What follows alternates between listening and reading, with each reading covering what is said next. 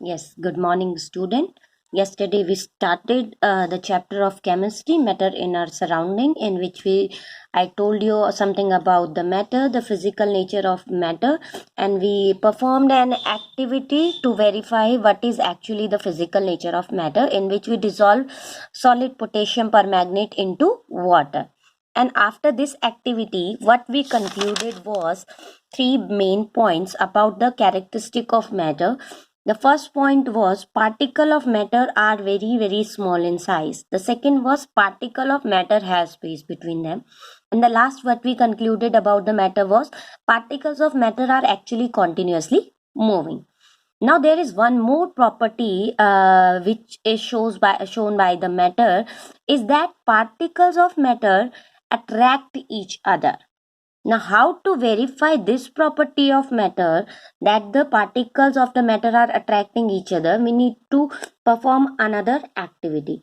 What we will do, we'll take one piece of chalk, a cube of ice, and an iron nail, and beat them with the hammer.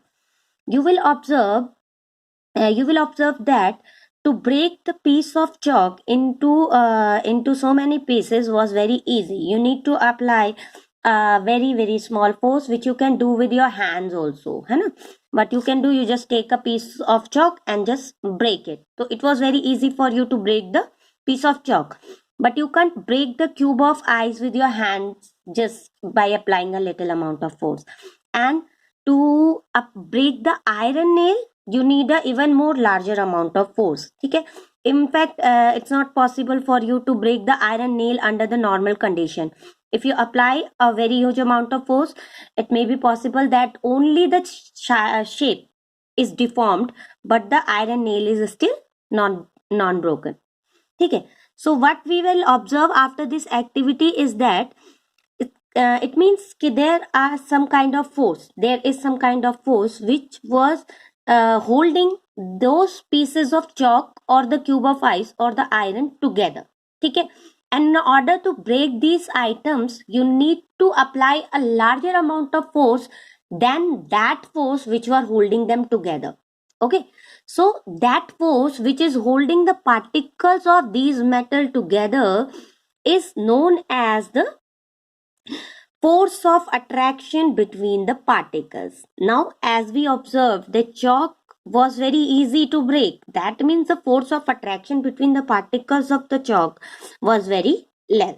You need a larger amount of force to break the cube of ice. That means the force of attraction between the particles of the ice is greater than that of chalk. And now we know that we need a even larger amount of force to break the iron nail. That means the force of attraction between the particles of the iron nail is the greatest as compared to these three. Okay. Now we can say that particles of the matter are attracting each other. Okay, so these are the four characteristics of the particle of matter. Okay, now next topic was state of matter, which I already explained you in the yesterday's video, that on the basis of physical state of all matter can be classified into solid, liquid, gas, plasma, and Bose-Einstein condensation. These two actually are the new kind of matter which are including now, but you have to stick your studies to solid, liquid, and gases as of your syllabus. Okay, now I have given you the home assignment. I hope you have done it. So it's very easy. Just you have to make a comparison table between the solid, liquid, and gases on the basis of shape and volume. For example, for solid, the shape and volume both are fixed. Okay, for liquid, the shape is not fixed, but the volume is fixed. Okay, now accordingly you have to make the whole table. Thank you.